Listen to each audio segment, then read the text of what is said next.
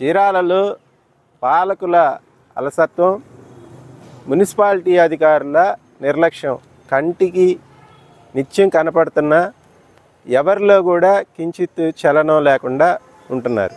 ప్రజలు నిత్యం తిరిగే ఒక మసీద్ సెంటరు, ఓ చర్చి సెంటరు, గడియార స్తంభం, మార్కెట్, ఇలాంటి ప్రతి ఏరియాలో చూడండి, ఎక్కడైనా చూడండి నిత్యం తిరిగే ఏరియాలు.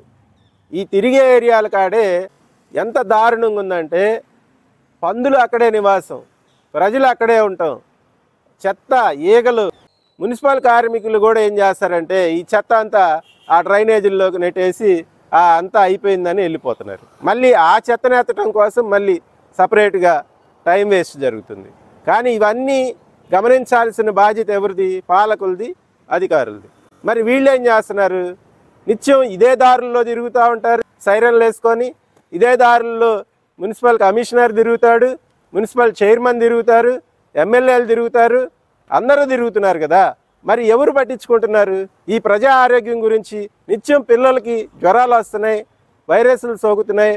మరి వీటి గురించి ఎవరు ఆలోచించరు. ఈరోజు చీరాల నియోజకవర్గంలో డ్రైనేజ్ వ్యవస్థ గురించి మాట్లాడుకోవాలంటే ఎంత అధ్వానంగా ఉందో మన గడియార స్తంభ సెంటర్లో మోహన్ థియేటర్ దగ్గర చూసినట్లయితే మనందరికీ తెలిసిన విషయమే.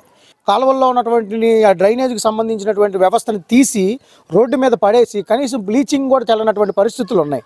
గేట్ అవతల చూసినట్లయితే ఏ విధమైనటువంటి డెంగ్యూ వ్యాప్తి కానీ, మలేరియా కానీ, జ్వరాలు కానీ ఏ విధంగా విస్తృతంగా చెందుతున్నాయో మనందరికీ తెలిసిన విషయమే. మోహన్ థియేటర్ దగ్గర మీరు చూసినట్లయితే పండగ టైంలో డ్రైనేజ్ని కొన్ని సంవత్సరాల తర్వాత తీసి రోడ్డు మీద, మెయిన్ రోడ్డు మీద పెట్టినటువంటి పరిస్థితులు ఉన్నాయి. ఈవినింగ్ పూట డ్రైనేజ్ తెస్తూ ఉంటారు, మార్నింగ్ పూట చెత్త సేకరణ అని చెప్పి ఈ రోడ్ల మీద చిన్న చిన్న పాలిథిన్ కవర్లు ఇప్పుడు మీరు చూసినా మీకు కనపడతా ఉంటుంది. దీన్ని ఏం చేస్తున్నారు తెలుసా సార్? చెత్త తీయకుండా డ్రైనేజ్లోకి నెట్టేస్తున్నారు. రోడ్డు క్లీన్గా ఉందా చాలు, డ్రైనేజ్ ఎట్లా ఉందని చెప్తే దరిద్రంగా ఉంది. పారిశుద్ధ్యం గత 25-30 సంవత్సరాల నుంచి చూసుకున్నా ఉంటే దరిద్రమైనటువంటి పరిస్థితులు.